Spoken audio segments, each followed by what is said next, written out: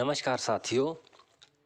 आज मैं बात करूंगा कि हमारे पंचायत प्रतिनिधि कैसे हों से आप समझ गए कि क्षेत्र के विकास में, क्षेत्र की उन्नति में, क्षेत्र की तरक्की में और इस क्षेत्र में रहने वाले नागरिकों की सुविधा के लिए हमारा प्रतिनिधि किस तरह से कार्य करे। और ऐसे बहुत सारे प्रश्न हैं जो हमारी ग्रामीण संसद के लिए बार बार हमारे जहन में आते हैं, लेकिन मैं इतने सारे प्रश्नों में नहीं जाना चाहूँगा, क्योंकि मेरा एक जो फिक्स एक मकसद है वो है अपनी सांगड़ पंचायत से संबंधित, और उसमें भी जो बहुत सारे मुद्दे हैं उनको मैं अलग रखूँगा, क्योंकि लगभग सभी प्रतिनिधि अपने हिसाब से कुछ ना कुछ कार्य करते हैं और कुछ बहुत अधिक कार्य करते हैं, कुछ हो सकता उनसे कोई कमी रहे। और ये सभी प्रतिनिधि अपने ज्ञान कौशल के आधार पर, अपनी कार्य कुशलता के आधार पर प्रत्येक कार्य करेंगे, ऐसी मुझे उम्मीद है। लेकिन उससे भी बड़ा प्रश्न यह होता है कि जो हमारे पास प्रकृति ने दिया हुआ है या आज तक के विकास कार्यों की वजह से जो स्थिति बनी हुई है, क्या हम उसको संजो पा रहे हैं, उसको संभार पा रहे हैं? कहीं हम बनी बनाई चीज़ के बिगड़ने पर चुप तो नहीं बैठे हैं? और यही मेरा असली प्रश्न है अपने सांगड़ के प्रति। और सांगड़ में ऐसी बहुत सारी जगहें हैं जहां आज के समय में बढ़ते बाहरी लोगों के आगमन से और बढ़ते पर्यटन के चलते स्थिति गंभीर बनती जा रही है। लेकिन मैं उदाहरण देना चाहूँगा अपने सांगड़ मैदान और पटाहरा गांव के आसपास के रास्तों का।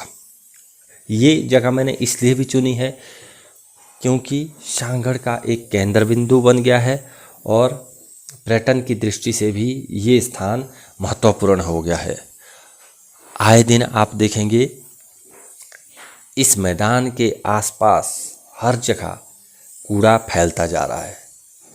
हालांकि हमारे अधिकांश युवा कोशिश करते हैं कि अपने स्तर पर उस कूड़े को ठिकाने लगा रहे हैं, लेकिन साथियों ये मात्र शुरुआत है, क्योंकि अभी जो हमें कूड़ा दिख रहा है आप भी जानते हैं ये मात्र शुरुआत है। 2-4 वर्षों में या 5 वर्षों में यहाँ पर्यटन की गतिविधियाँ बहुत ज़्यादा होने वाली है और लोग जागरूक हो रहे हैं और वो इस पर्यटन की संभावनाओं को बढ़ाने के लिए लगातार कोशिश कर रहे हैं। तो ऐसे में प्रश्न यह है कि कहीं प्रकृति का दिया, परमेश्वर का दिया यह सुंदर स्थान, जिसके देख रेख की जिम्मेवारी इस वक्त हमारी है, कहीं हम इसमें चूक तो नहीं कर रहे हैं। इसलिए आने वाले पंचायत प्रतिनिधियों से मेरा एक ही विनम्र आग्रह रहेगा कि कम से कम बाकी विकास कार्य हो ना हो, पूरे सांगड़ में कचरे को व्यवस्थित करने के लिए, इस कूड़े की व्यवस्था बनाने के लिए आप कुछ ना कुछ प्लान ज़रूर बनाइएगा। और मैं उम्मीद करूंगा कि हमारी पहली ग्राम सभा में इस स्थान की सुंदरता को संजोए रखने के लिए होना तो ये चाहिए कि हम यहाँ और ज़्यादा सुविधाएं दें और ज़्यादा सौंदर्यकरण करें। लेकिन मैं वहाँ तक नहीं पहुँचूँगा, वो आप लोगों का विज़न है, आप क्या करना चाहेंगे।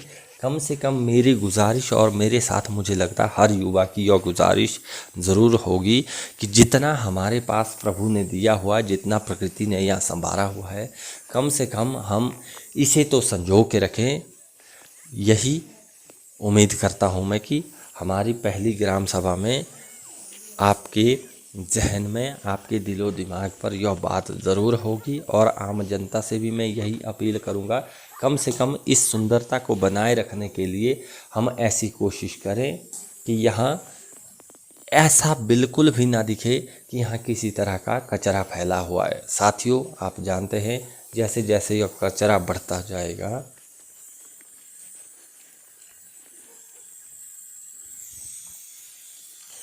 वैसे वैसे यहाँ के वातावरण में प्रदूषण बढ़ता जाएगा और उसमें नुकसान हम शांगड़ वासियों का ही है, क्योंकि अगर हमारा वातावरण प्रदूषित हो गया तो हमारा ही नुकसान होने वाला है। पहला नुकसान तो यही है कि यहाँ जो सुंदरता है वो गंदी दिखने लगेगी, और दूसरा नुकसान यह है कि हमारे स्वास्थ्य के लिए भी बहुत हानिकारक होगा। तो हाथ जोड़ के मेरी यही गुजारिश रहेगी कि हम सभी इस ओर ध्यान दें, और उसमें प्रमुख भूमिका होगी हमारे पंचायत प्रतिनिधियों की। धन्यवाद। जय हिंद, जय शंखचूड़ महादेव।